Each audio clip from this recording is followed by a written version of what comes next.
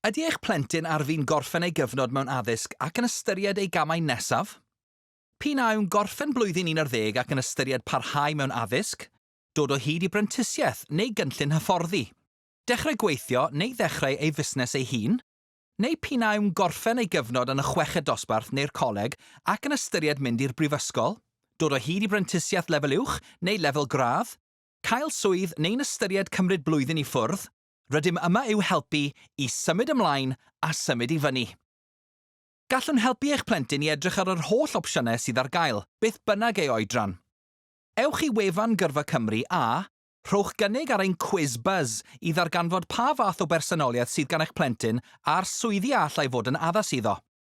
Ewch i'n tudalen pynciau a swyddi i archwilio'r gyrfaoedd sy'n cydfynd â dewis eich plentyn o bynciau.